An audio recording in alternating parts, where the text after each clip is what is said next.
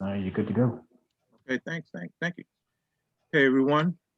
Welcome to the UASE 2020 Super Slay Costume and Design and Makeup Panel, hosted by HBCU Con.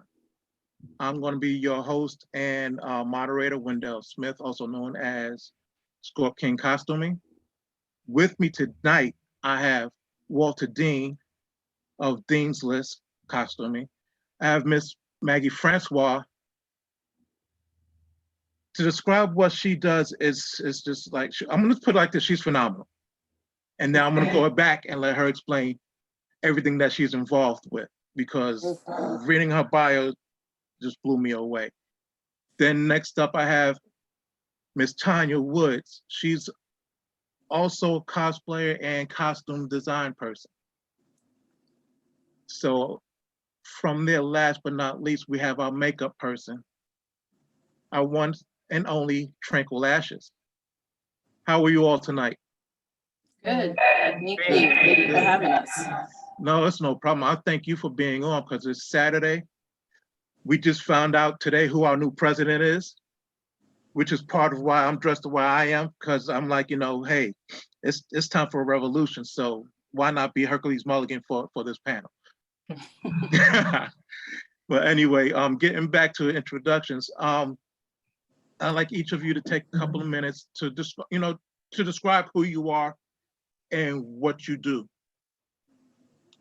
And Walt, you're the only guy on the panel. Kind of stick out a little bit. I'm going to go ahead and let you go first.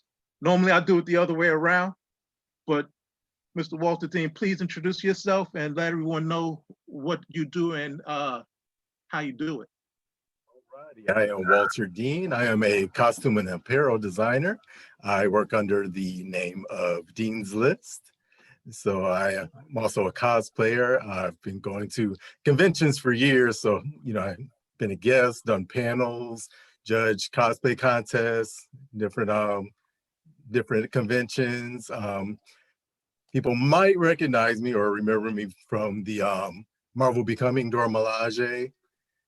So that was one of the biggest things I've done. So glad to be here. Cool. And since you mentioned your the Marvel Becoming, it would behest me to go ahead and ask Miss Tanya Woods to go ahead and tell a little bit about herself. Yes, my wonderful next co-person for the Marvel Becoming. To continue that conversation. Yeah, so I'm Tanya. I've done costuming for way longer than it's been called cosplay. I think most people probably know me from mostly video game armor and cool stuff like that.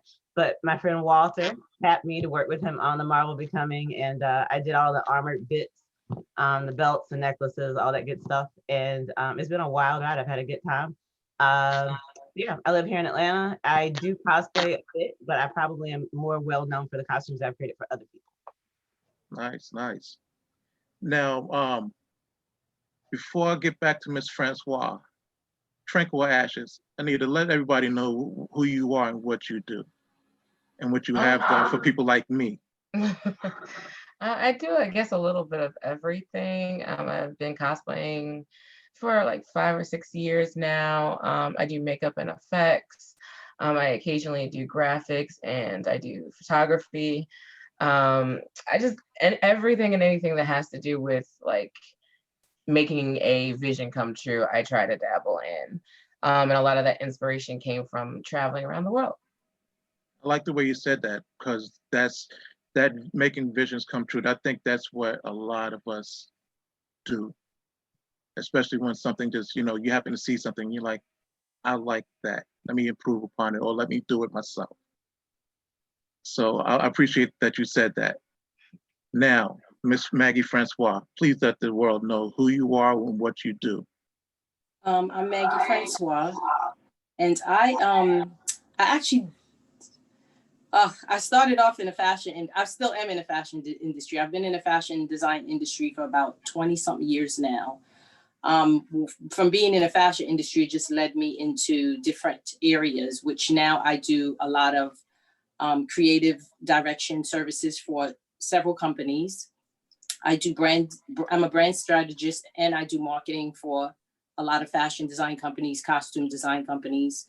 I also do costume design and wardrobe for films, commercials, TV, in that whole film industry. I'm a casting director for several film companies, so I'm actually casting for movies right now as we speak.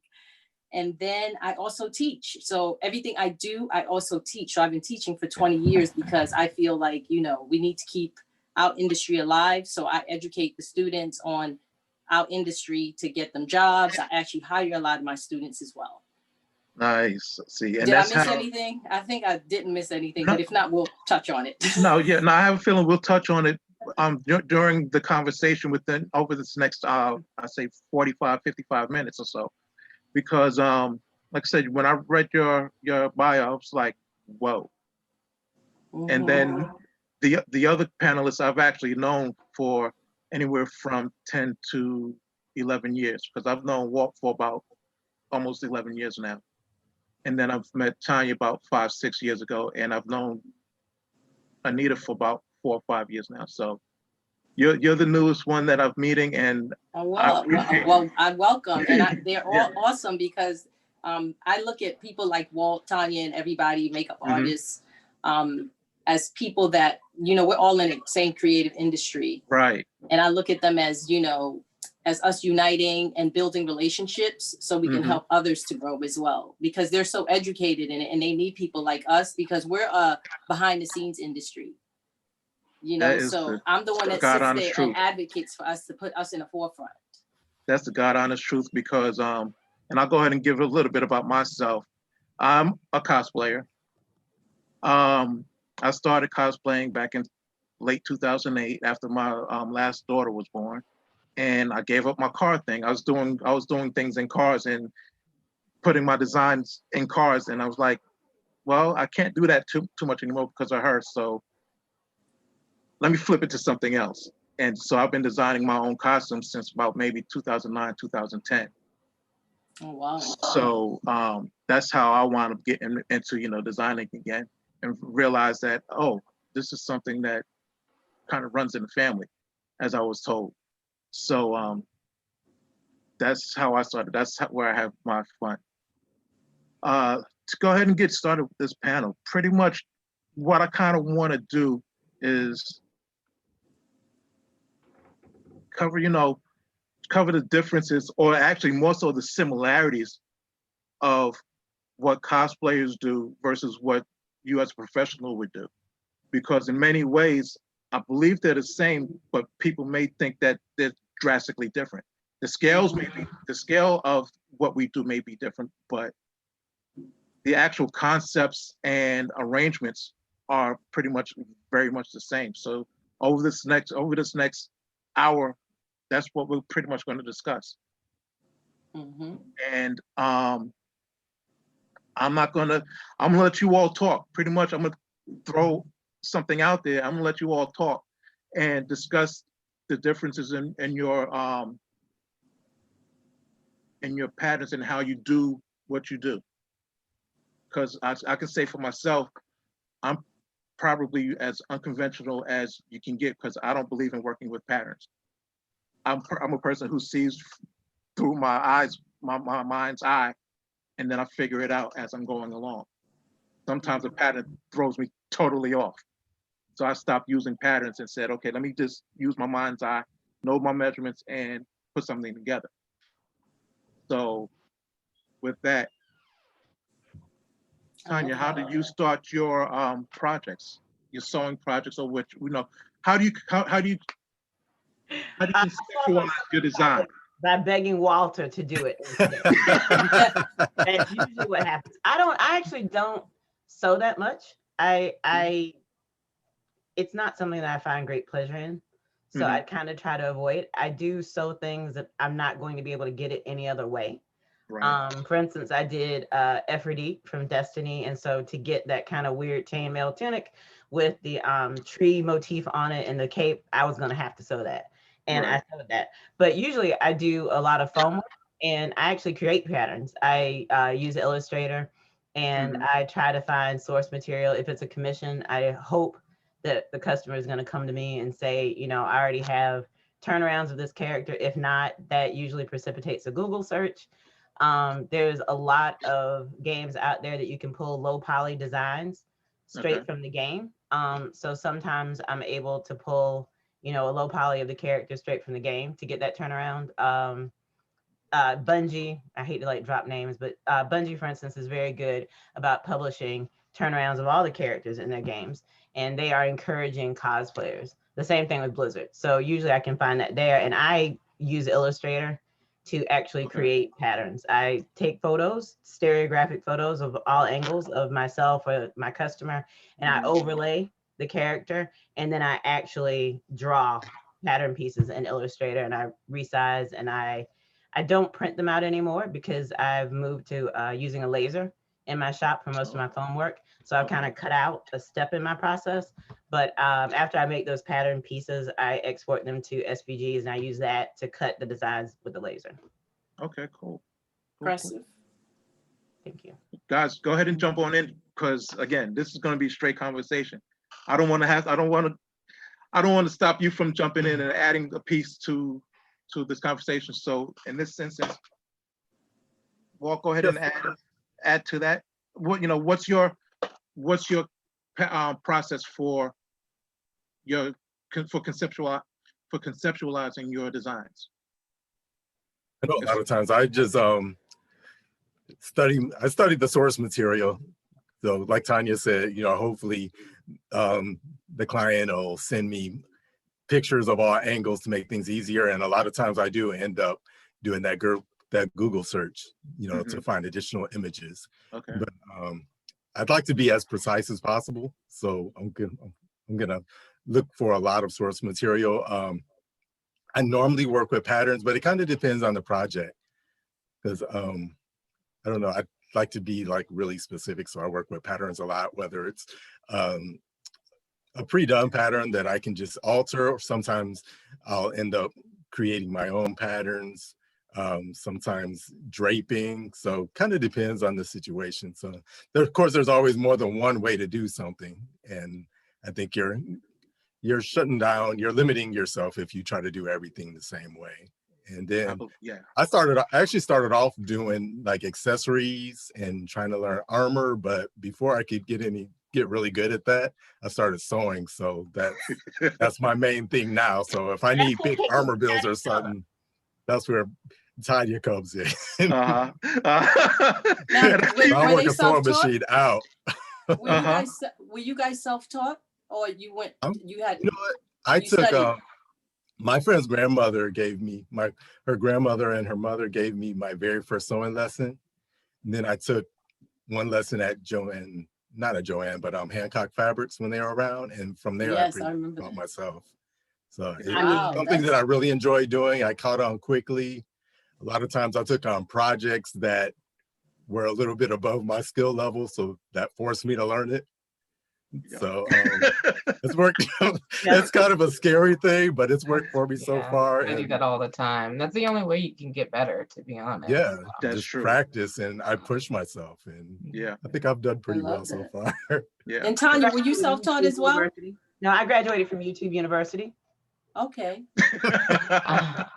See, Tanya is so fancy. I don't have You anything said fancy like that. YouTube University, which is, that's a good point you talking about that, because I just told somebody that yesterday. Actually, I told my students that because we are, you know, we're not in a classroom, so we're teaching virtual. So it's been difficult trying to teach them costume design over Zoom.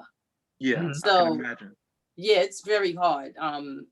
So that's what we were talking about yesterday. I was like, we got to find, you know, different classes where you can, if I can't be with you, you can learn how to cut the patterns, you can learn the programs, you know, because we're just transitioning to it. So I'm still learning how to teach it virtually as well. So, but that's a good point. YouTube will teach you everything.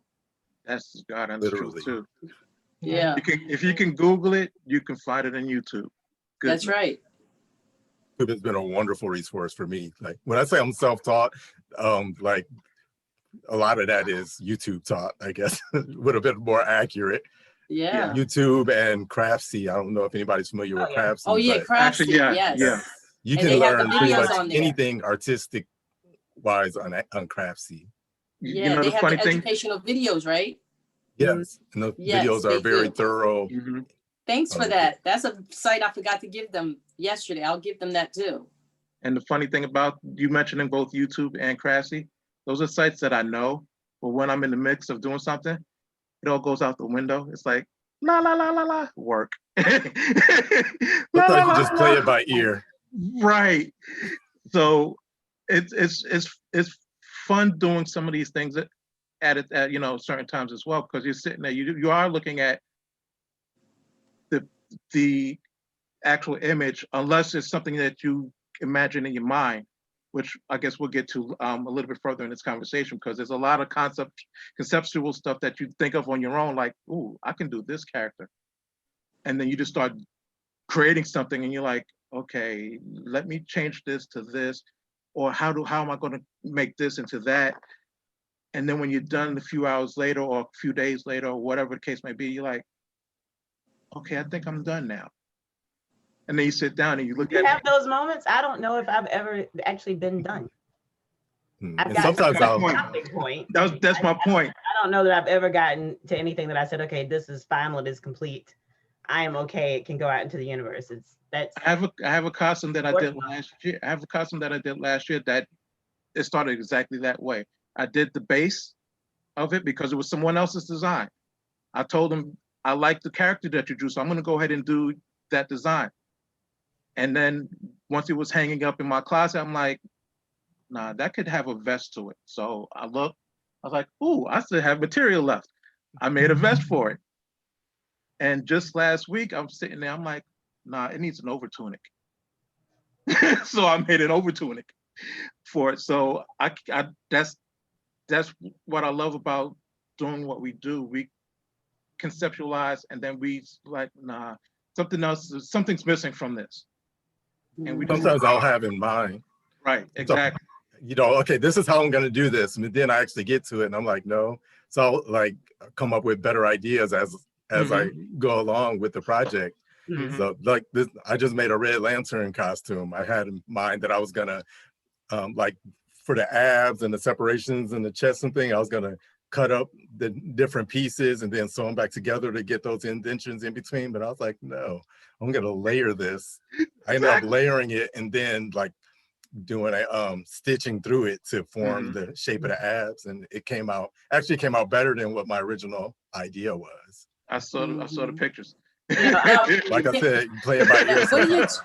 What is everyone's turnaround time like when you guys make your projects? Like if you get a call to make a project, what's your ideal turnaround time?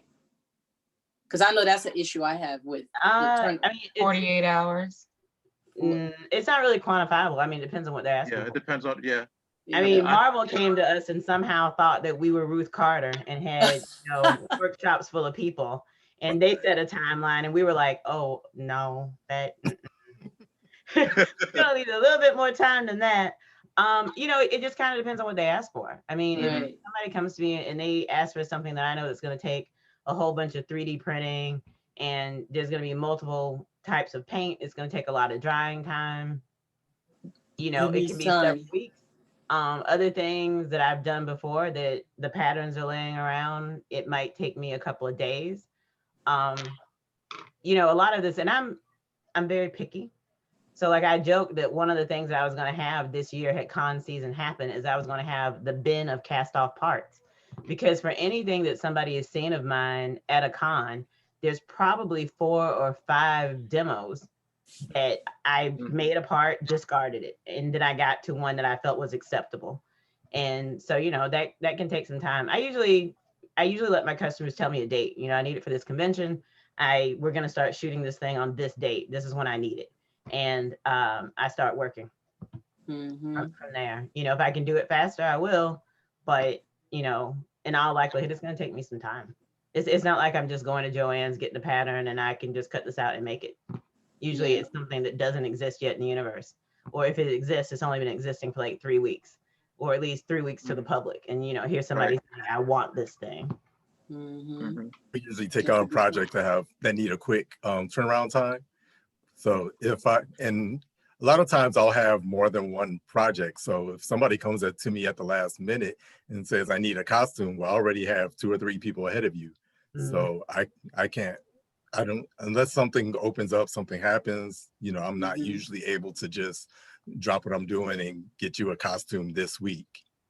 And then, so I like to give myself some time, and then I think I do good work, but I'm definitely not one of those people that you're gonna just give something to and I'm gonna finish it quickly. And sometimes I'll take on projects that are very detailed, and part of my process is sitting there staring at it like, okay, what do I do now?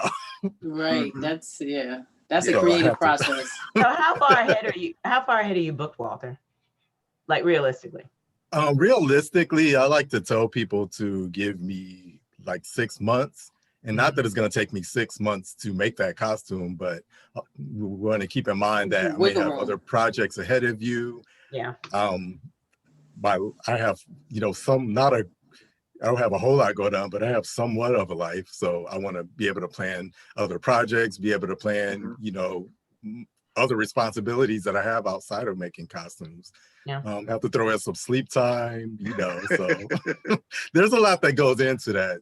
And, you know, I want to give myself, you know, time to where I can have a project, get it done without rushing. Not that that always works out, but Yeah. I like to at least My plan. schedule is usually about 6 months ahead. If it's something super, super elaborate, I might tell you it's going to take longer than that. That seems about the average for most costumes and stuff that I've seen being, you know, being offered. Then I also have an Etsy store. So not only doing that, I have to fulfill orders that come in from my Etsy store. And Right. Oh, wow. that can be, you know, sometimes I'll have dry spells where I hardly have any orders. But then this past like couple weeks going into Halloween, I had the red lantern and the green lantern that I had to be finished before Halloween. And then it just so happened that that ended up being like my busiest time ever for my store. I'm like, what's going on here? So I had it. So as much as possible, like I said, I try to plan ahead for that. Of course, you can't plan for everything. Right. I didn't expect my store to be as busy as it was, but you know, hey, you take it on and you do it. Hurricanes, power outages. I know we both struggled with that. Oh my last God! Wow, yeah. Yes, And then that power the outage. year before, I compressed a nerve in my neck, so I couldn't move my arms and I couldn't move my upper body. I'm walking around like this. I had to pack up my sewing machine and everything and take it to a friend's house so I could work on this costume because I had no power. Oh wow. So Now, Maggie, happen. from your perspective, how does your process go when you're working for stuff for a client? Mine is a little different than, I'm like Tanya. I don't really, I sew, I know how to do all that. I've trained. I do most of the training to train people how to fulfill those orders. Okay. You know what I mean? So sewing is not my favorite thing to do, although it's my career and what has helped me got here. Sitting behind that sewing machine drives me insane because I think I teach it so much that it's like crazy for me. But it doesn't become fun anymore. Yeah, it doesn't become fun anymore. And also I think because I do so many other different things, I have to put the time into that as well. So that's why I train people. And if we need something, like if I get a call for a project, you know, we have to do a costume for something, you know, I'll give the job to somebody I just trained or somebody that we have at our design center, because we have a design center that we built in PG County. PG County funded it. We went through the Arts and Humanities Council. A couple of years ago, we approached them about, you know, bringing the fashion industry into the community. And so they funded it. We have a whole design center. It's only a year old. It's been in a process for years though. So March, right when COVID happened, was when we kind of opened. Oh, wow. Yeah. So, but the designers that we have in there, we interviewed a whole bunch of people. We only chose 5 to be in there. So they have their own space, own everything. They don't have to pay for nothing. So nice. They come in there, they have their own costume design area. So we have costume design in there, film, art, fashion. It's for our industry, you know. It's the only hub, design park, where people can come in there and create podcasts, write films, write scripts.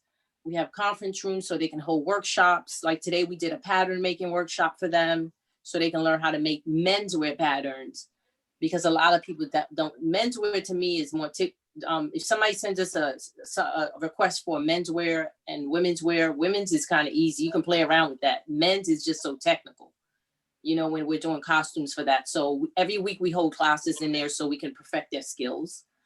So like I was saying, mine is a little different because like I said, when I get it, we give it to the, I pick somebody to do the project, and then that's business for them, and that's how they grow. Cause I've already, it's like I've done it, you know what I mean? And I want them to grow. And we actually interview a lot of college students and give them the opportunity to have their own space. Like literally when they graduate from college, they running their whole business at this design center. You know, we give them a space, we give them a room, and it's a whole business. So why not give them the business? If I can't do it, I'm gonna give it to them. Right. So they build up their clientele and learn the industry more and do films, you know, whatever they have to do to get their brand, to build their brand. I like that. I like that idea, especially since it's here in PG County, because that means it's somewhere near me. Yeah, it's right in Hyattsville. It's right in Hyattsville. So you have to come by there. It's beautiful. Oh yeah. Okay, I'll do that. We'll talk after this, and I'll more than likely do that, because that's what I do. That's pretty much what I've built here. I know you guys can't see because I have the background up, but I pretty much built my own workshop area in my garage. Because I pretty much had to, because when we moved, I was like, I need space. I need my space. Oh, you definitely need space for that. Yeah, and I technically still don't have enough space, but I don't think we were going to be able to find a house with a 3-car garage, so that wasn't going to happen. Right. Then I get yelled at for that too. I actually lease a space, and I have a shopmate. We've been together, I think 6 or 7 years, and this is our second building and probably our 5th or 6th space. We keep getting more space, and then the other day I was in there and I was like, we need more space. Because now, you know, when we moved into the new space, we were like, hey, we can get a lot of power tools. So, you know, we both have a bunch of 3D printers, and then we got like a drill press, and then it was like, oh, we can get a belt sander. And now it's like, yeah, a little bit more and more things. So you need more and more space. Yeah. Yeah, that's the problem I'm running into. Other than the fact that I have 2.5 closets pretty much that I've bought and put up. They're both full. So fabric alone takes up room. So I have a storage unit that is really nothing but old costumes and fabric. And I've somehow, even though I don't like to sew, I've somehow collected like 5 dress forms. And so I go and I get the ones that I need to use right now. And then like I have mannequins for my convention booths, and that stuff had to go somewhere. And you know, it was cluttering up the shop. I didn't have room for it at home. So now, you know, I am looking for that wonderful house that's going to allow me to have all these things in one place. That's what I need. Get up in the morning and get my coffee and go downstairs and get my things, you know, started and start working.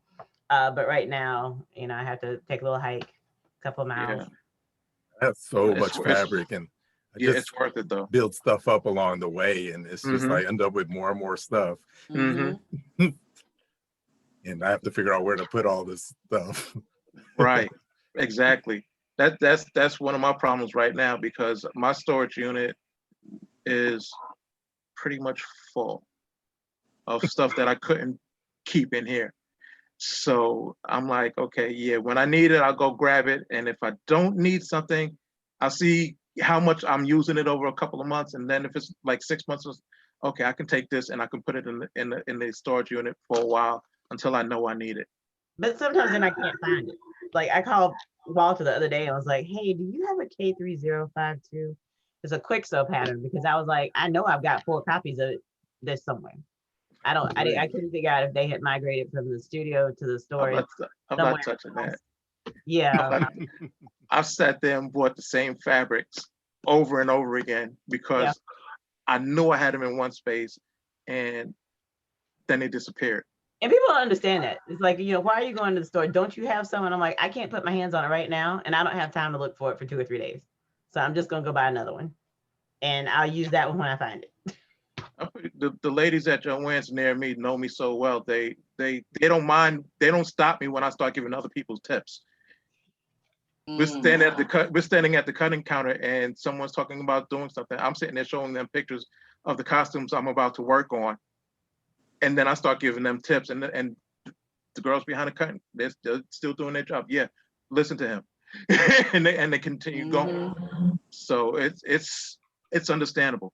The little old dudes at my Ace Hardware like me. They always are like, what are you working on now? Because I tend to go in there and walk around because I know I need to make the thing, but I'm not sure what I can make the thing with.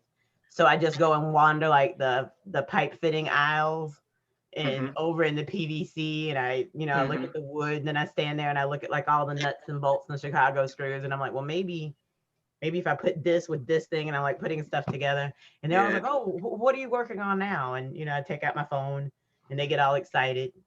They only ask that of me when they start seeing me with a bunch of paint. Because usually I go in and I grab 1 or 2 PVC pipes and other pieces, and they're like, okay, maybe something for the house.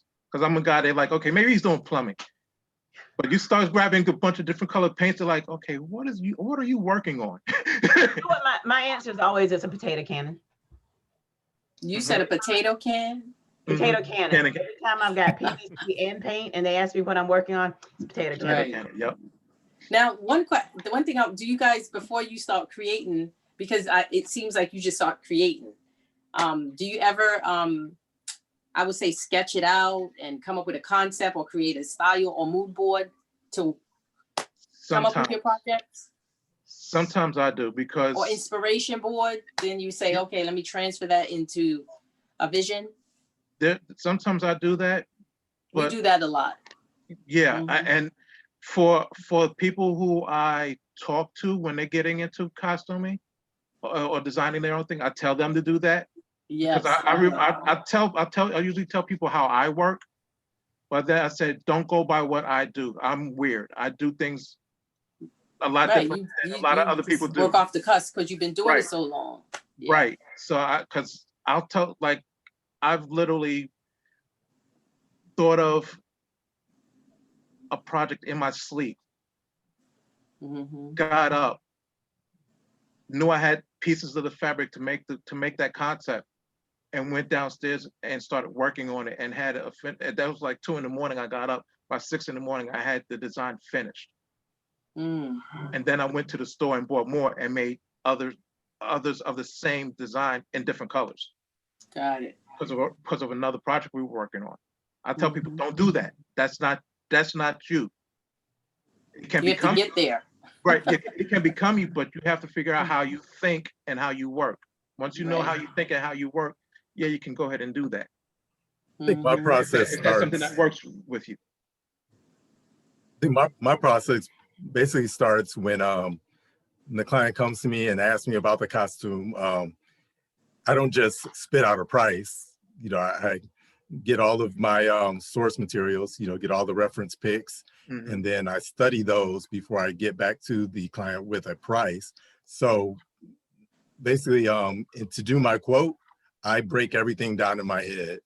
So as I'm figuring out, okay, how much am I going to charge for this? How much am I going to charge for that? In order to figure out how much I'm going to charge for each thing, I have to kind of have an idea in my mind of how I'm going to do that process and charge based on that. So by the time I give the person a price, I pretty much have it in my head how I'm going to put everything together. It doesn't always work out exactly the way I put it out in my head, because if I come up with a better idea, I want to put my best project forward. So if I come up with a better idea along the way, even if it's something that's going to take me a little bit longer, I want to do that because I want to be able to look at this project when I'm finished and be like, wow, I did that. So and I'm not going to be as proud if I stick to my first thought and it's not as good as what my last thought is. Or even better, as you see it walking away from you, or you see that person passing you at an event, at a con or at another event, or the photos even of them in your costume, you're like, wow, Yeah, Man, I was so excited my first year of doing commissions. Like that first year I started doing commissions, I was so busy doing those commissions that I didn't have time to I didn't have one new costume for myself that year. But it was okay because the excitement that came to me when I was at Dragon Con and just saw people walking around in those costumes that I made. I mean, Right, I can't even describe how that felt. Tranquil So I Ashes. made everything else okay. Join us because you are being too tranquil right now. Well, Start I your don't know. I process. guess I'm like the pirate of this group. I don't got anything fancy. I don't have garages of machines or anything like that. I do absolutely everything by hand. I body paint by hand. I do prosthetics by hand. I build by hand. And where are you located? Baltimore. Okay. Yeah, we definitely should connect. Yes. Bring Baltimore to like the forgotten Black metropolis, Oh, You gotta bring us, into the groove. We're here, we're strong, but nobody thinks about us, but it's okay. You sew and do props? Tranquil Ashes? You sew and do props? I sew, I do props. Awesome. I do both. I don't have a pattern thing. I don't really do patterns too often because honestly, I guess in the world, I kind of look at it like most things weren't made for me, so why should I replicate? I'm not a replicator cosplayer in general, unless it is indistinguishable without me replicating it, if that makes any sense. I take a core idea and I'm like, okay, how can I make it better? Or how can I do this version of something for me? So like a character, let's say, I don't know, Spider-Man, just something that everybody knows, right?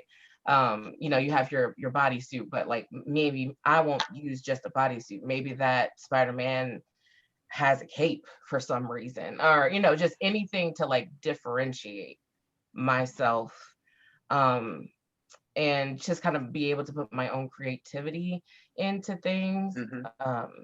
Also, I have the challenge of being on the pluser side of things. So once again, like I was stating before, a lot of things aren't made for me. So I have to do it, myself. So let's play your way. Yeah. I mean, that's actually, I think, a lot of my customer base because I too am plus size. I'm bustier. I have hips. I have a butt. I always joke about my butt capes and my butt plates. I don't run around with my butt hanging out in my costumes. And so I think a lot of people actually come to me because they know that that's kind of like my specialty is making everyone comfortable in their costume.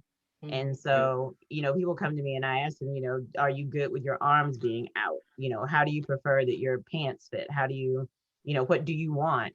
And sometimes that means that we craft something that's a little bit different. It doesn't look exactly. I always tell people, if you want film accuracy, I'm not it, because I don't do that. It's great for people that do. That's just not what I do in my particular shop. So yeah, I try to, my goal is always just to make my customer happy. So however it is that they need this costume to function and to fit for them to be comfortable and enjoy it, that's what I'm going to do. Yeah. I kind of like building and sewing kind of happened secondary. I was doing makeup first, and I've always been into the pop culture scene and interested in cosplaying and fashion and all of that, but just never really dove into it. But when I came back from Japan at that time, I had started a little YouTube channel. I wasn't trying to do it for like an actual channel. I actually entered a whole bunch of makeup contests and I won my first kit. So I didn't have to, you gotta make it the way you can make it, right? So it's like, I don't have $500 just for foundation today. How can I get that foundation today? For not just me, but for all the people that I do makeup for. And at the time I was just doing makeup for people for fun. I wasn't doing it for big photo shoots or cons or anything like that. I was doing background makeup for plays in Japan actually, and it kind of just turned into what it is right now. And I was like, okay, well, I can build stuff. And sewing's not too bad. And then I started just doing it and I got better and better at it. And I do understand the idea of sewing being difficult. I don't dislike sewing. I'm just bad at math. And those angles and it just be messing me up. So a lot of the times I try to just if I do have a pattern, I try to simplify it and work from there. I'm more of a visual person anyway, so I can just kind of see where things are supposed to go. So, Yeah, you work like I do, mhm. except I hold a whole lot in my head. So a lot of times that concept or those visions form their own patterns as I'm looking at it. And I'm like, okay, yeah, take this and put. So yeah, I know exactly what you're talking about. But what I wanted to ask you real quick as well, because you touched on your makeup and you've done makeup for me. So how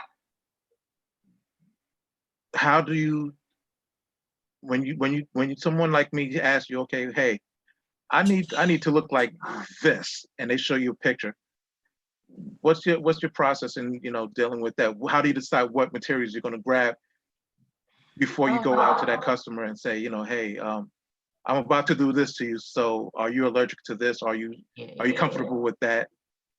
Yeah, like I go through the preliminaries, like what have you done before? What do you want it to look like? Do you want it to look just like this picture?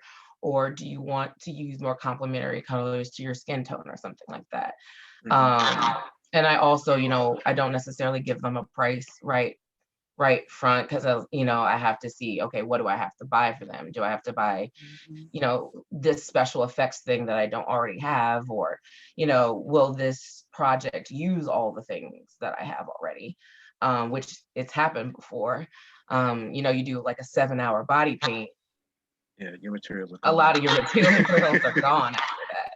So I asked all those preliminary questions, and I asked them to send me pictures of them, like very clear pictures of their face. Unless I know them, then I might already have an idea of like what, you look like or where I want to place it. And a lot of it is honestly, I'm like, it's a feel game. Like I just work with the face. There's not a lot of like, okay, it's got to be exactly this way going into a project. It's like, okay, your face doesn't look like the face that you're sending me the pictures of. So I got to work, with that. And like, I actually find it rather like therapeutic to turn someone, especially if they don't look anything like a character, just, right into looking like that character, or, whatever they're trying to do for a project or a movie or something along those lines. But it's fun. I have a lot of fun doing makeup.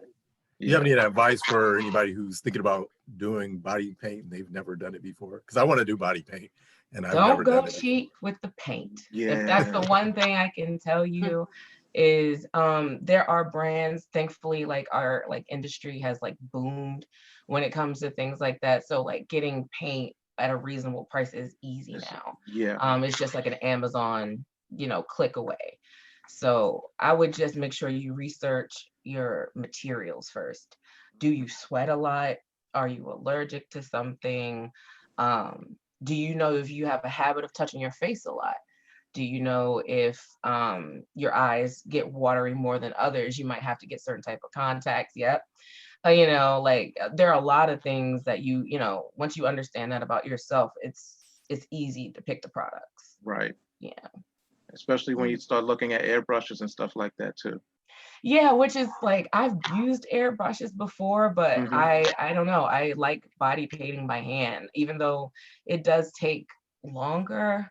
I don't know. I'm just more satisfied with the process of just physically body painting. And you get to apply a certain texture with it as well. Yeah, exactly. And like certain depths you can do, I think, not that you can't do it with airbrush and whatnot, but like, I feel like you have a little bit more control with a brush than you do, the airbrush, like, just one little droop and it's, well, it's all over. But I think with makeup, yeah, as long as you know like what's good for your face, if you get oily really easy, if you have dry skin, and how long you're going to be wearing your outfit.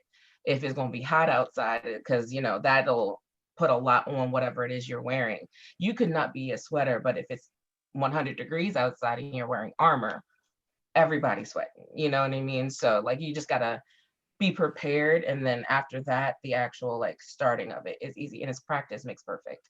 It really is. Just the more you do something, the better you get at it.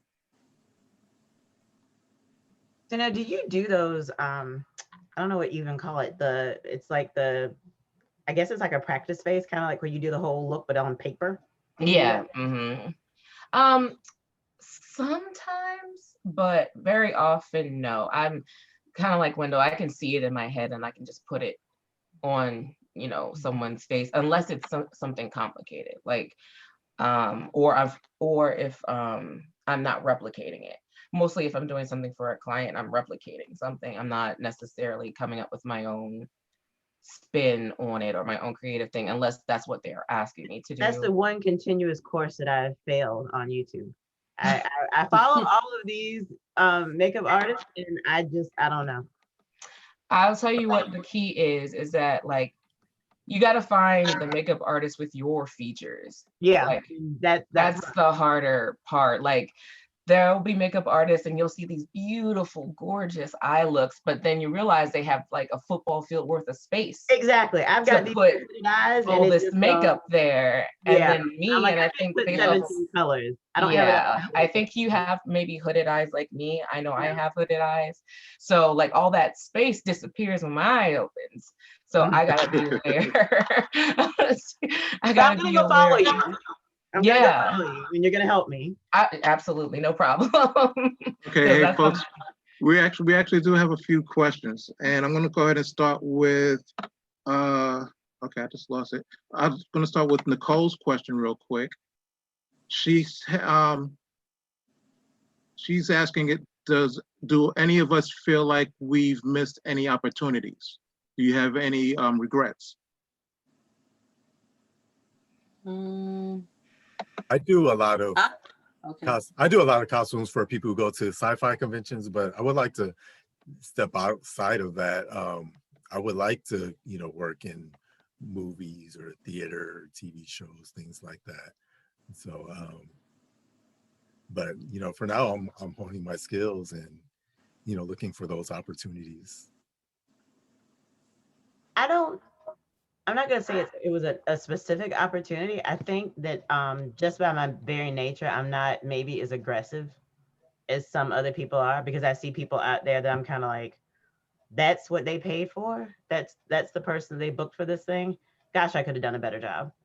And so, you know, I have to, that's the thing that I'm constantly working with, is like, okay, I have to be my own self-promoter first. You know, right. I have to, you know, get out of my head that, oh, maybe I'm not as good as, because I see things all the time and I'm just like, that was it? Okay, wow. I get that. I don't have any regrets. Will I say a specific opportunity? I think I've missed opportunities just for the state of being. You know, all the things that we have no control over type of opportunities. But other than that, nothing specific that I feel like I've missed out on. And if I missed it up, I would probably put it on me. Like I wasn't looking where I should have been looking for that opportunity, or, you know, like she said, maybe I didn't speak up loud enough for that opportunity. Okay, this next question is from C.S. Sherman. Were there ever any jobs you've had to turn down because it felt like it was possibly above your skill level? Personally, my focus is on sewing. So if someone comes to me with a project that has, that's mostly an armor build, I'm probably not going to take that project on. But if it's like a combination, if there's still a lot of sewing, but then there's some armor, then there are a lot of times where I collaborate, you know, with other people. I love to collaborate with Tanya because we make an amazing team. We do. We have very similar work styles, and I think just our personality, our temperaments match up very well. We're almost the male and female version of each other. Yeah. So I love working with Tanya, and then I have some other people I work with as well. So I mean, there's never been anything that I felt like it was above my skill level. Usually I'm kind of like, I suppose I could do that. I guess I'll go figure it out. Because there's always YouTube, there's always, you know, calling in somebody else. If it's a sewing thing that I get myself hemmed up, you know, I always joke about I had to call in the big guns. That's my mom. I call Walter. Now there's been things that I didn't do because the person asking was questionable. Right. And there have been projects that I did not want myself attached to. I will say there have been people in projects that have come to me and I've just been like, oh no, sorry, I'm sorry, but your reputation precedes you. So unfortunately, I'm gonna have to pass. I understand that too. I would say I've had some opportunities that I passed as well. But some of them I do take, I will partner with somebody else if I feel like it's, you know, going to give me a headache or stress me out, then I do partner with somebody else that I think we can build it together or make it happen. Cool. Okay, let's see. This next question. Oh, well, I'm going to actually read off this one statement from C.S. Sherman as well. He says, so basically, I shouldn't be getting any of my body paint from the Dollar Tree. Yeah, Absolutely Dollar not. Tree is a no-no. You might end up poisoning yourself. Yeah. Then you're gonna have to go get that Dollar Tree itch cream, and that might be its own sketchy adventure. So Right. Just a no. Now we have two more questions, and I'm going to actually put them together because they kind of flow together. The first one is basically, what advice would you suggest for rookies? And then along with that is what tutorials or watch me's that you've seen would you point someone to on YouTube for someone who's just getting into making their own thing? The most important thing is just to start, and then once you start, then you'll have questions, and then you've already taken the first step to getting those questions answered. So just start, and then YouTube is like we've already stated, you can learn anything on YouTube. You can learn anything on YouTube. yeah. I actually have two things I want to share for them. Hold on, let me get it. Okay. So for people that are starters, we usually recommend these two books. A lot of us are self-taught, but now people these days, they have to, like I say, go to YouTube. But what I find that we don't have a lot of fabric store resources, especially in Maryland and DC area. When you I gotta travel for fabrics. I'd have to plan. It's like, okay, I'm gonna need some fabric, and I'm gonna have to drive to like, you know, an hour and a half away in Middle Virginia somewhere. Exactly. So it's hard to get fabrics, especially for people that, you know, are newbies. We have a partnership with fashion, a company called Fashionary in Hong Kong. So this book right here is a great book. It's called Textilepedia, where it has every single fabric in here. So you can learn your fabrics, all your textiles is broken down to every single fabric ever made. Because sometimes I find I took somebody to the fabric store about a couple weeks ago, and we went to Mood Fabrics. And if anybody ever been to Mood Fabrics, you need like 2 weeks in that store to even find what you want because it's so big. But I feel like if you don't know your fabrics, it's harder to shop because I know what I'm going in Mood Fabrics for.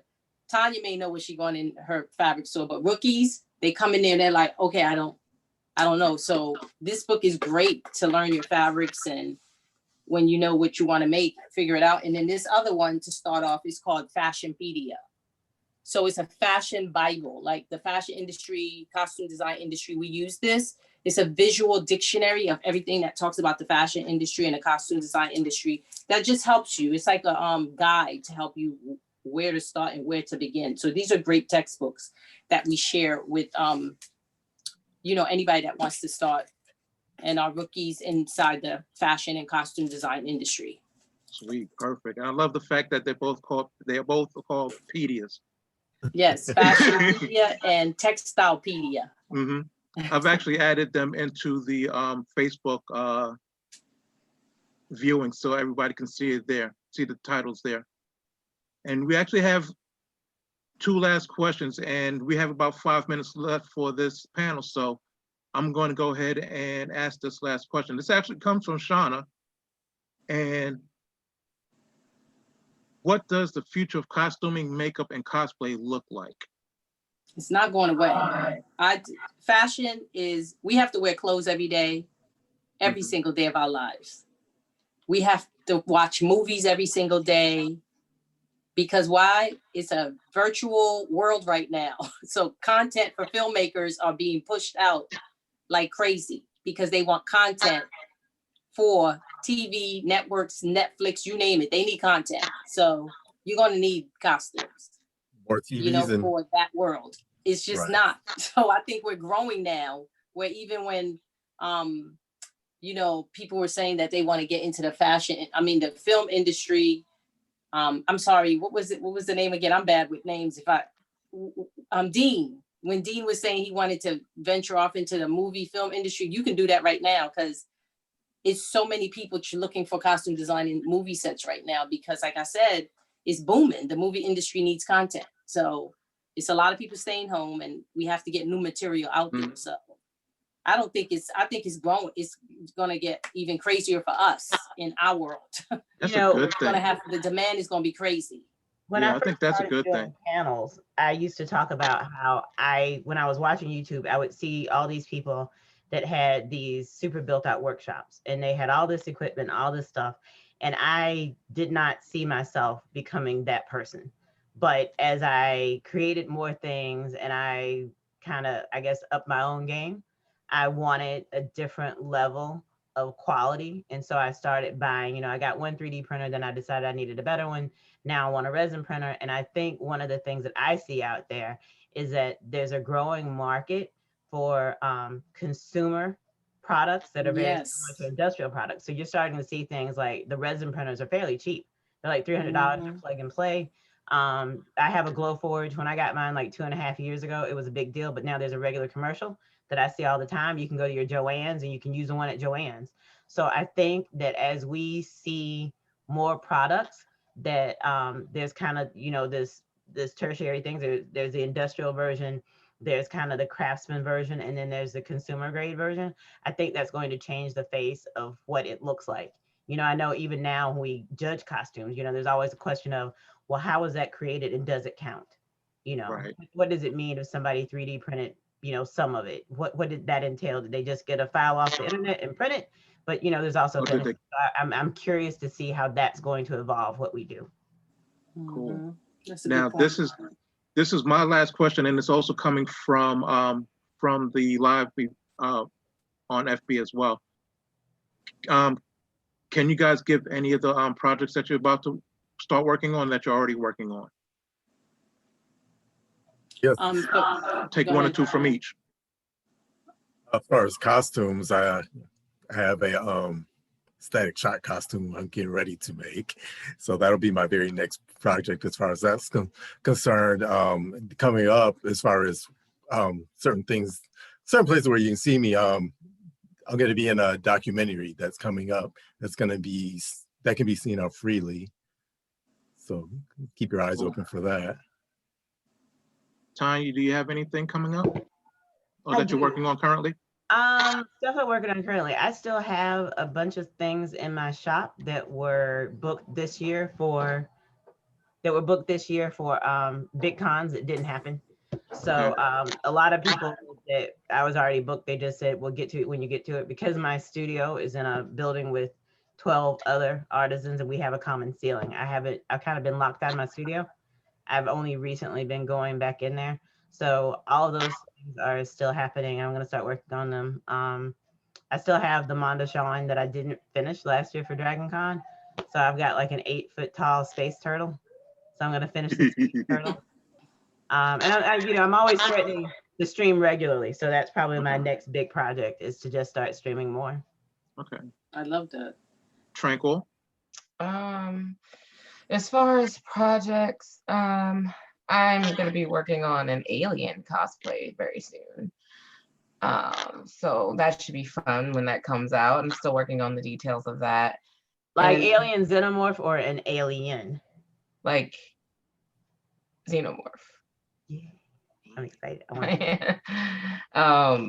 And in terms of, let's see, where I'm gonna be, well, I'm hoping to like get like streaming, starting that for just my brand in general, whether it be like makeup, costuming, and even just the other things I'm interested in, gaming and traveling. You know, because I think traveling is a big part of this industry that I feel like people could take advantage of. You know, getting different inspirations and seeing, you know, what other people look like, I think helps this industry a lot. Nice, nice. And Maggie, do you have any projects that you are heading Well, off? I have not, well, for costume design, of course, teaching my students, the only projects I have working with them, they're actually working on doing coming up with characters. Like their inspiration is Marvel, of course, and they're Okay. creating their own characters right now. So we did a whole character analysis, so they're working on that so they can create that character. So I want them to go way out of the box and come up with their own superhero. So that's what we're working on right now, and then they get to create it. So I'm going through the concept of coming up with your character and then to create it with colors, patterns, fabrics, everything. Nice. So that's I like what we're that. working on right now to teach them that. So this was a good conversation to have, so they can hear that. Hopefully they're on here because I told them they had to come on here for internship hours. And then the second thing with my other businesses, casting, casting, of course, marketing, I'm always working on something. I'm promoting several movies right now for clients. And I have 2 movies coming out this Christmas that I worked on that I did the casting for. So that should be exciting because I've never really done Christmas movies before. It's always films, dramas, you know, dramedies or whatever, comedy. But I have 2 Christmas films getting ready to be released on network television this Christmas. So I'm excited about that because I love holiday movies. So Nice, nice. Okay, I'm gonna finish off with dropping 1 or 2 projects I'm working on for myself because one of them is something that I've actually started working on 3 or 4 years ago, and I put it away because I started working on other things. But I think everybody remembers the live-action Cinderella movie and the captain of the guard for the prince. I'm actually finishing up his costume. I took some time off because I didn't want to do all of the design on his coat. So I have to go ahead and finish the design on his coat so that costume will be done. Everything else is done except for the design on the actual design on the coat and then reapply the buttons.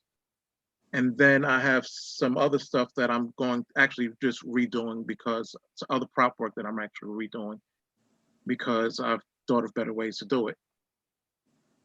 So those are the products that I have happening. I have some other things that I'm working on for other folks that I have to actually finish up, but because of COVID, I didn't have to do them right away, and they pretty much said the same thing. Take your time with it, so I took my time. But yeah, that's it. We're pretty much at time. We're a couple of minutes over time, but what I want to do right now is go ahead and thank all 4 panelists because I appreciate you all. I appreciate the fact that you spend your Saturday evening with me talking virtually for the UASE event. And let's do this again sometime because this was nice. It was. I love talking thank you. business stuff because to me this is business. This is fun business stuff. And I love being able to share and get ideas of how other people do things. Very much for the invite. No, thank you. Thank you so much. And like I said in the beginning, I've known most of you for quite some time, and I've seen your work. And in actuality, Tanya, I think you and I have talked about your work and my work more than a couple of times. So, I mean, yeah, this was inevitable. Just like Daniel says, I'm inevitable. This is inevitable. So Thank you for your time, everyone. For all of you watching on Facebook right now, thank you for joining us. And there are 2 more panels that HBCU Con will be hosting coming up within the next week. We have a panel on Thursday, the 12th, and another panel on Saturday, the 14th. So please join us for both of those panels. They're in our Facebook page and also in our Facebook group, along with they're on the HBCU Con website as well. So check out all 3 areas. Join us for those other 3 panels. We'll actually be hosting a couple of games for UASC throughout the week of their events. So go to the UASC site, look around, join us, and then look for an HBCU Con event sometime in the near future. We'll be virtual again because COVID, it hasn't gone away, as everyone sees. So just look at the website, look for us on Facebook, look for us on IG, and you'll see what we're about, what we're up to and what we're about. So with that, I'm going to say good night. I'm going to thank my panelists one more time, Mr. Walter Dean, Miss Maggie Francois, Miss Tanya Woods, and Miss Anita Riggs. Thank you very much for your time. Thank you for your expertise. Thank you And so thank much. you for your professionalism. I appreciate you all. And with that, folks, I'm going to say good night. Good night. Good night. Hi, everybody.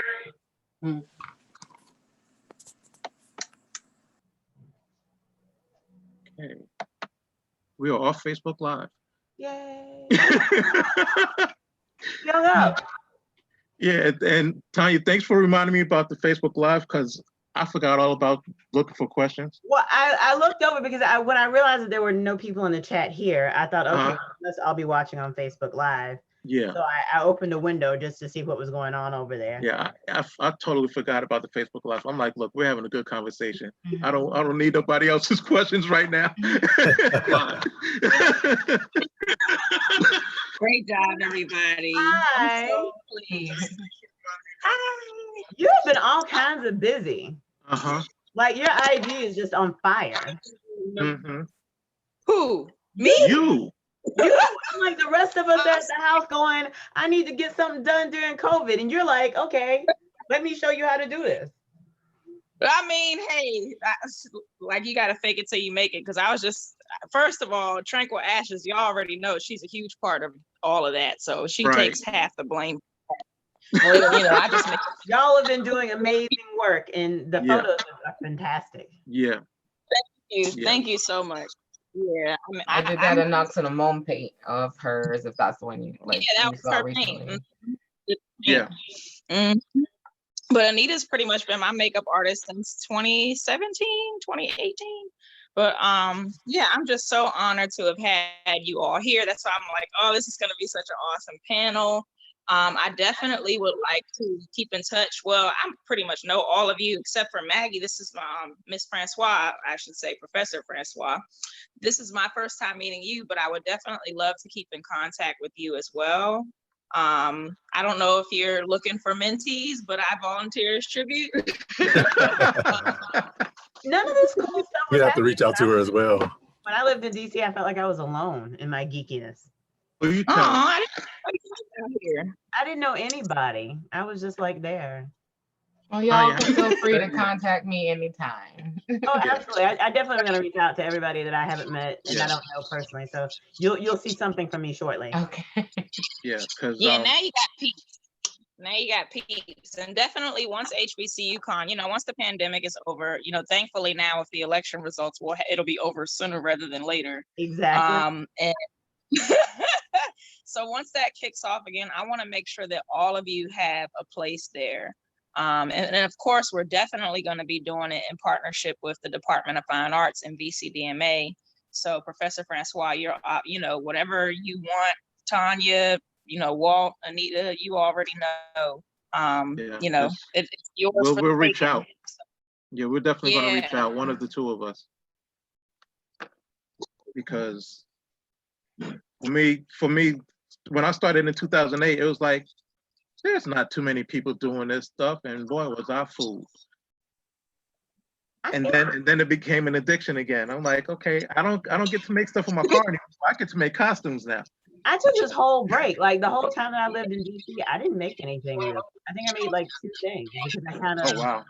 well, you know, I was in grad school and then I was working, and I think I let people convince me that I had aged out of it. Oh, You know, now, you know, my old gray ass is still having a good time, so I want to keep doing this until I can't. I think That's what I I still said. look like I'm 23, so that's what we're gonna do. See, That's that's the thing. 'Cause Let's I do think that. What we're gonna do. Let's all Okay. do that. no, I That's what we're am no gonna doubt the say. oldest person here today, but I am well 23 preserved. sounds good. I've I've got laughed a lot. I've slept. I had a good time. I got it to you like this. My first con, I saw this 70-year-old man, and Shauna, I told you about him. I saw the 70-year-old man walking around in just a loincloth as Tarzan. A loincloth, his little pouch bag to carry his stuff in, and some doggone white tennis. 70 years old. That's gonna be me. And he was chilling. He was like, yeah, what? And then to bring it to today, we've got Walt. Not you, Walt, but we've got and I forgot Walt. I always call him Uncle Walt, so I don't even remember his last name. Yeah, no, you're right. But- Walt Oliver. He's 70 years old. I Right. just want to say, don't Yeah. everybody don't forget that the live is still on. Oh, So- no, the live is off. It says it's still on. I was just told that it's still on. It Oh, is? we've been talking all. Don't say anything incriminating. Oh, It's oh, all no, right, okay, y'all. it's off now. Oh. So I thought it was off. Mercy, window. I thought it was off. We didn't say anything bad. We did. We didn't. Talk about anybody. Yeah, we didn't say anything bad, and nobody cussed, so we're good. Yeah, yeah. I feel I thought I turned it It's off. all I good. closed the window. People that are like bound up behind me here, you know, Yeah. still comfortably watching. Yeah, but you know, everybody's, you know, I've met so many people who are in their 60s and 70s that have been doing this. I'm like, there's no reason for me to stop. There's no age limit, as long as you Right. enjoy doing it. Right, exactly. As long as I can put the costume on and move in it, I'm Exactly. good. Well, y'all Like I gonna have to push said, me around. I'm gonna be, I'm gonna charge up my wheelchair and ride on through. Now, see, Exactly. when we But get like, to that stage like, of take things, advantage of your blessings. We look good, Right. y'all. Exactly. We look good. We look good. see, the one thing I appreciate is once I shave off all this gray, I've been told I look like I'm 35. That's 14 years off of my life. So I'm I like, look like okay, a cool. baby. I keep rolling then. I look like a baby. Yeah, exactly. Not one, but I look like. Yep. So I mean, hell, I'm gonna keep doing this until I'm done. Facts. I keep don't see my trying to end be yet. Like, you know, I get exactly. frustrated. I'm like, I'm not gonna do this anymore. And that usually lasts a good 15, 20 minutes. Nope. And they're like, well, what else are you gonna do if you don't do that? Because I call That's usually myself after you go a while without sleep. But Yeah. once you get Right. a good nap in, you're That's usually good. the Right. exhaustion talking. because I call myself taking a break once COVID started, and I made like 6 doggone costumes in about 3 weeks. I'm like, whoa, hold up, I'm not supposed to be doing this. So I did COVID finally just take a made break. me take a break. It was kind of hard to do things when I couldn't buy the things I needed. Yeah. But makeup is going to be around forever. It doesn't even need Right. the digital world. It was here before this, so I'm good. Yeah. I'm all right. I'll make it. I'll crunch some berries if I got to. I'm not Right. Lipstick. I'm not quite as anxious about randomly catching COVID anymore. I guess I've just gotten to the point where, what am I gonna do? So all I can do is that, you know, me and my shopmate, we still don't have time together. Like we call Right. each other and say, hey, are you gonna be in the shop tonight? Because, you know, you're already in there, you're trying to work, and then you got to wear a mask because there's somebody else. I mean, realistically, we're 20 feet apart when we're in there, maybe farther than that, but you know, just Safety's sake. yeah, just being aware of each other. So it's just like we just kind of call each other and say, hey, are you working in the shop tonight? Cool, I'm going over. Mhm. You know, and just wiping, you know, the constant wiping of things down. I had a Yeah. credit card Yeah. the other day that I think I destroyed it because I wiped it down every time I've used it with those alcohol swabs, and I guess it ate Oh wow. the sealant on it, so it split into pieces. So, you know, I've kind of been like, I'm just gonna have to make this work somehow. Cause I tried to bring things home. You know, I had this grand idea that I was gonna bring my 3D printer home, at least one of them. I brought two of them home. And I was gonna do all these smaller craft projects and it's weird because I've gotten so accustomed to like using the laser that I hate to now cut an imperfect circle. Like I always tell everybody, that's like a $4,000 circle cutter. That's all it is. Because I could never get a perfect circle. It was making me crazy. Things like imperfect lines make me nuts because that's like a part of my OCD. So it's really just an OCD tool for me. It's like I can't one though. myself go back. Relate. Like Yeah, I'm like, 'cause- okay, I can cut this with a carpet knife and just trace this pattern that I printed out on the printer, but it's not perfect. And then I get rid of it. Tanya, I put it to like this: if I had a laser cutter, I'd be making so much stuff in leather right now, it'd be ridiculous. You know what? No, you're right, because it smells like a burning pig. It smells horrible. The smell I don't mind. You It's know just what sitting there. smells really good, like randomly, Warbler, like warm Yeah. Warbler. I do like the It smells smells like oatmeal sugar. cookies. Like a sugar cookie. Yeah, like sugar. I'm like, it makes me man, hungry. I can't. I do. I usually, when I'm using the Warbler, I usually end up making some cookies. Like I'll go and cut. it smells just It's like subliminal. sugar cookies. Yeah, It like is. I'll cut like 8 cookies off the roll because I don't cook, so I buy like the pre-made. Yeah. I'll like cut myself 8 cookies and cook those right quick while I'm waiting. Yeah, I think they planned that. The black Warbler. maybe, but don't let kids be around that. They'll eat that immediately. Like, Yeah. bad idea. I think they did that on purpose though. Yeah, Yeah. let's make this junk smell like cookies so that they buy more. Mm. It's such a great product, but it's such an expensive product. It is, and I tried the what is this stuff? The stuff that Tandy makes. It's like a competitive product. I don't like it. Flexi, like it's like Flexi something. What is it called? Like the Thermoflex. Thermoflex is something else, but It's some form of thermoplastic. they make something that does sound like that. It's got some name that sounds like terra firma. It's like a Terraflex. You're right. it's Okay. Terraflex. Yeah. The Terraflex. I don't really like it as well. I don't find it to be as sticky, and the price really isn't. It's not. Yeah. It's not that good. I think it's amusing though that you see people like Evil Ted who now has products that are being sold like at Michael's. Yo, Yeah. so like I found Evil Ted like 3 or 4 years ago, just randomly on YouTube. And this is when he had no following, but he had clearly already been like a main man in the business. Like he's been making stuff for movies and stuff forever. He just decided to get a YouTube. And then now he is blown up on social media. And I'm like, well, look at you. Right. And I love the fact that they immediately came for him. They like tried to Yaya Han him. It was just like, okay, now they did. I don't understand people's issue with Yaya. I don't personally think that, I don't know. Like people say that she doesn't smile as much as she should. I'm like, she's been doing this for 20 years. Right. And I don't think people realize when you're at a convention and you're in your booth, I don't think they understand that it's work. They think I don't think they do. A good time. That's the key. I'm not usually having a good time. Right. I'm having a good time meeting people. Let me be what they don't realize is that you're there for however long that con is going on for that day. Right. I'm sitting in this booth on this hard metal chair for 12 hours. I did some weird press. I went to a panel that I'm not sure why I was on. I had to pack all this stuff up and drive it over here in a trailer. I don't have a lot of help. So usually by the time I get to a convention, I've been packing crap for 2 days, and I put it in a rental truck. I paid people to help me unload the truck and set the stuff up. Now, I got 4 more days before I got to figure out how to get this stuff back to my shop. And people, I always ask people, I'm like, well, why do you think she should have remembered you? Right. Right. Like why? Like, a year, and they're what like, have you done for her lately? Like, come on. I'm like, no, she doesn't know you. She didn't Mariah carry you. She literally does not know you. She She hasn't met like thousands of people that day right before you walked up to her. So But what's worse, you're her greatest fan. But what's worse is people think she has an attitude. I'm like, nah. Every time I've seen her, she's been sweet to me. I know she's always been. I've always found her pleasant. She's always been sweet. So she might be like busy, but it's it's like on her way to something. Right. Yeah. Right. Like She's Ted, supposed as to soon as be the stuff started supportive. being in Michael's, suddenly people were like, well, I don't really know if da da da da da. They were upset because he wasn't making political statements. And I'm like, not everybody chooses to do that.